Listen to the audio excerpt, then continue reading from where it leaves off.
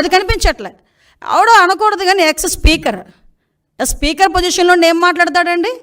ఆవిడ పామాయిలు ఈ సంబంధించిన ఆయిల్ ఫుడ్ ఎక్కువ తినేసిందంట, అందుకని ఆ వచ్చిన పాల్లోనే అందులోకి వచ్చిన నెయ్యిలోని కూడా కొవ్వు కలిసిందట. ద గ్రేట్ జనరల్ సెక్రటరీ, అతను పెద్ద లాయరు, అతగాడు మాట్లాడతాడు పంది కొవ్వు రేట్ల గురించి మాట్లాడతాడు. అంటే వీళ్ళ తాలూకా స్థాయి, వీళ్ళ తాలూకా ఆలోచన పరిజ్ఞానం ఎలా ఉందో ఆలోచించండి. అంత కాస్ట్లీ పంది కొవ్వట ఈ నెయ్యిలో కలిపేస్తారా అని అడిగాడు. అంటే అతగాడి తాలూకా తెలివితేటలు ఇలాంటి వాడిని పెట్టుకుని చేశారు.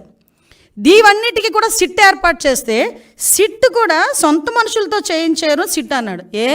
లేకపోతే సాక్షి ఉద్యోగస్తులతో ఏమంటారా? సాక్షి ఉద్యోగస్తులతో వేసేది సిట్ కాదయా, ప్రభుత్వ ఉద్యోగస్తులతో వేసేది సిట్. ఈ అధికారులందరూ కూడా నీవు పనిచేసినప్పుడు, నువ్వు ముఖ్యమంత్రి ఉన్నప్పుడు కూడా పనిచేసిన వాళ్ళే. ప్రభుత్వ ఉద్యోగులు, పోలీస్ డిపార్ట్మెంట్ వాళ్ళు ఒక ఐజీ ర్యాంకర్ని సిట్ ఏర్పాటు చేసి ఆ సిట్కి మీరు సిట్కి మొత్తం అంతా రెడీ చేసి దర్యాప్తు చేయండి అని చెప్తే ఆ సిట్ మీద కూడా మీరు కామెంట్ చేస్తున్నారంటే మీరు తప్పుని కప్పిపుచ్చుకోవడానికి ఎంత ప్రయత్నం చేస్తున్నారు? మరి విజిలెన్స్ ఎంక్వైరీ వద్దు అని చెప్పి ఎందుకు కోర్టులకు వెళ్ళే పరిస్థితి వచ్చింది?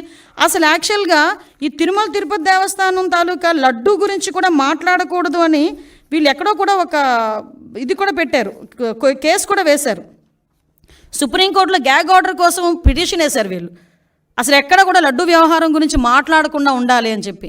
అంటే వీళ్ళు చేసిన పొరపాటు తెలిసిపోతుంది అని చెప్పి ఎంత దారుణంగా మాట్లాడుతున్నారో మనకు అర్థమవుతుంది.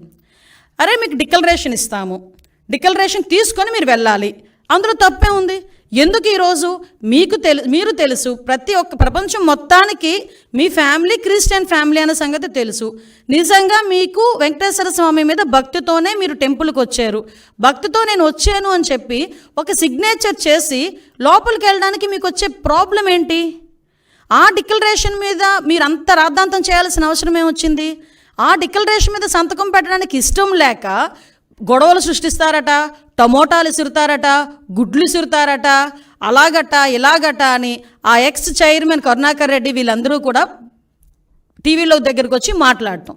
అంటే వాళ్ళే ఒకవేళ నిజంగా వచ్చినా వాళ్ళే అవి కూడా చేయించుకొని మన గులకరాయి టైపు, కోడికెత్తి టైపు చేయించుకొని తిరిగి జనాల మీదకి వెళ్ళే పరిస్థితి కూడా ఉంటుంది. ఇవన్నీ అరే నువ్వు వెళ్ళవయ్యా, నువ్వు హైందవ సంప్రదాయాన్ని పరిరక్షించెళ్ళు, ఎందుకు ఈ మాట చెప్తున్నావంటే మీరు ఒకసారి అర్థం చేసుకుంటానండి.